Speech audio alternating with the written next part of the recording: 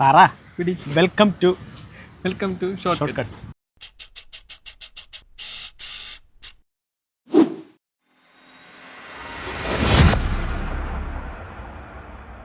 അപ്പോൾ നമ്മൾ കഴിഞ്ഞ പ്രാവശ്യം നായകനെ പരിചയപ്പെട്ടു. ഇനി നായികനെ പരിചയപ്പെടണം. നായികനെ കൊണ്ടുവരാന്ന് ഒരാൾ ഏറ്റിട്ടുണ്ട്. ആരേറ്റ്? നിങ്ങളേറ്റ്. ഞാൻ എപ്പോൾ ഏറ്റ്? നിങ്ങളേറ്റത് തന്നെയാ. ഞാൻ നായകനല്ല, നായകനെ കൊണ്ടുവന്ന് ഞാനാ. അപ്പൊ നായകനെ നിങ്ങളാരെയും കൊണ്ടുവന്നു. ഇതിപ്പം ഞങ്ങൾ മറ്റേ ചാക്കിനകത്ത് പിടിച്ചു വെച്ചേക്കുള്ളെങ്കിൽ പറയുമ്പോഴേ എടുത്തോണ്ട് വരാനായിട്ട്. അതായത് പുള്ളിക്കാരൻ നായകനെ നിങ്ങൾ ഭയങ്കര നായകന്മാരും മഞ്ഞില്ല. കാരണം കയ്യിലിപ്പോൾ അതുപോലെ അതുകളെ പറഞ്ഞു. ഞാൻ തന്നെ മുന്നിട്ടിറങ്ങിയതല്ല, കയ്യെ കരഞ്ഞ് കാല് പിടിച്ച് ഞാൻ ഭയങ്കര സംഭവമാണെന്ന് ഇവിടെ കയറ്റി വെച്ചേക്കുക, അതൊന്നും കളയരുതെന്ന് പറഞ്ഞ് ആരോ ദയ തോന്നി വരാന്ന് പറഞ്ഞിട്ടുണ്ട്. അങ്ങനെയൊന്നുമല്ല, അങ്ങനെ തന്നെയാണ്. അങ്ങനെയൊന്നുമല്ല.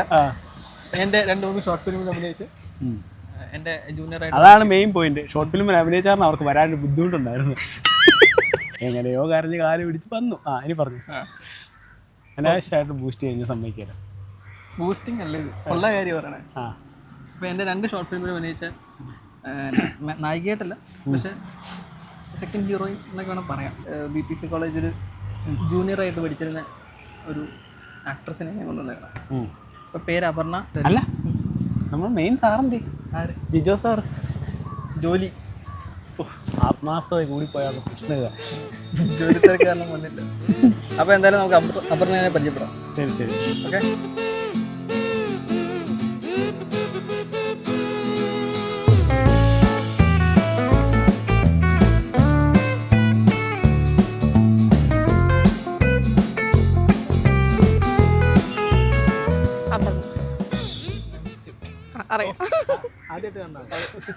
കുറെ നാളായി ഷോർട്ട് ഫിലിമൊക്കെ ചെയ്തിട്ട്. ഇപ്പോൾ ലാസ്റ്റായിട്ട് ചെയ്തതാണ് അന്ന.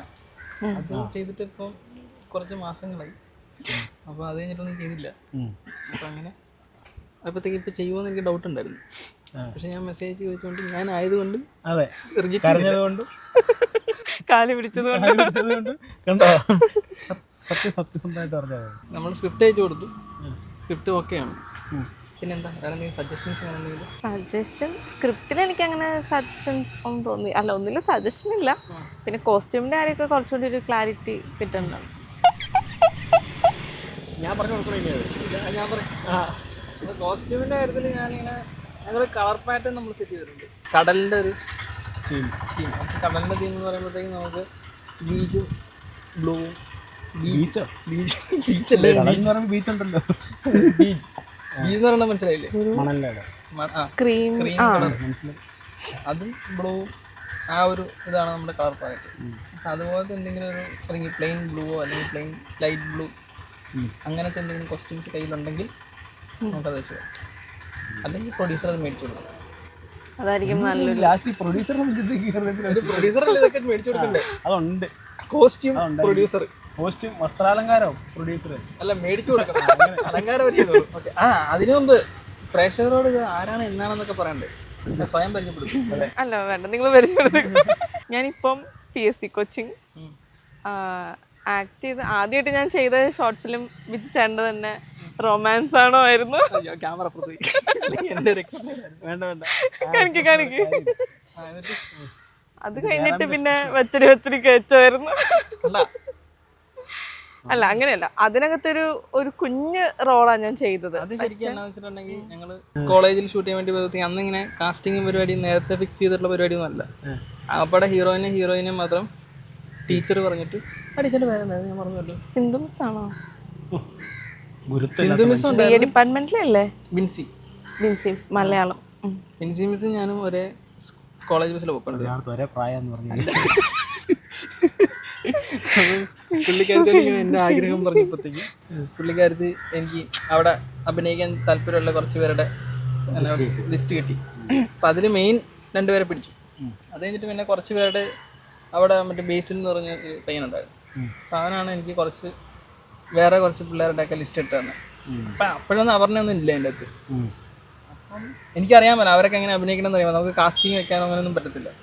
അങ്ങനെ ഞങ്ങൾ ഷൂട്ട് ചെയ്യാൻ വേണ്ടിയിട്ട് അന്ന് രാവിലെ ചെന്നപ്പോഴാണ് ഇവരൊക്കെ കാണുന്നത്. കണ്ടപ്പോഴത്തേക്കും ആദ്യം ഒരു പെങ്കൊച്ചുണ്ടായിരുന്നു. ആ പെങ്കൊച്ചിന് ഒരു ക്യാരക്ടർ കൊടുത്തു. പുള്ളിക്കകത്തേക്ക് ഡയലോഗ് ഉണ്ടായിരുന്നു. 2-3 സീനോളം ഡയലോഗ് ഉണ്ടായിരുന്നു. പുള്ളിക്കാരത്തി ഫസ്റ്റ് ഡയലോഗ് പറഞ്ഞിട്ട് ശരിയാവണില്ല.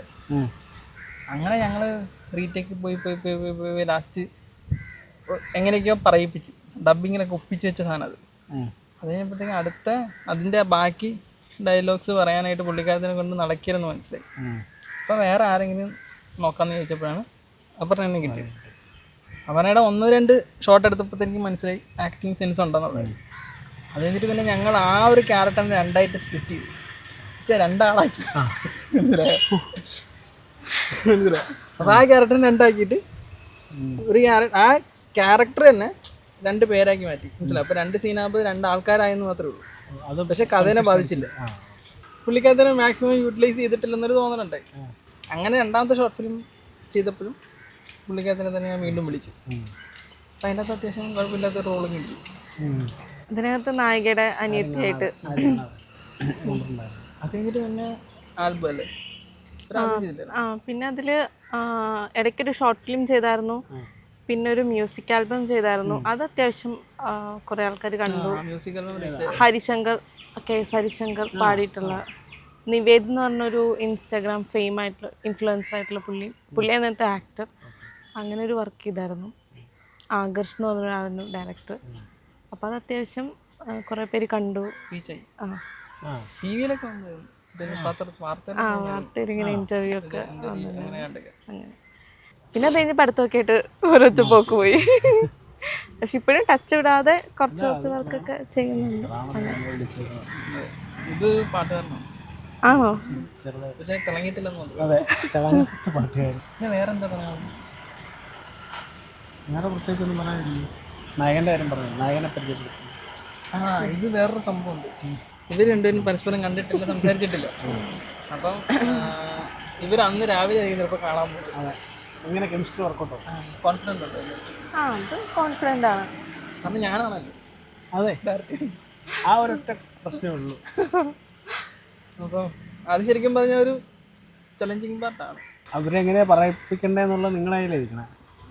എന്തോ പ്രൊഡ്യൂസർ നിങ്ങളെ നെഞ്ചത്തേക്ക് കയറി. ഡയലോഗ്സ് ഒക്കെ നോക്കിയിട്ട് എന്തെങ്കിലും എനിക്കങ്ങനെ കുഴപ്പമൊന്നും തോന്നിയില്ല.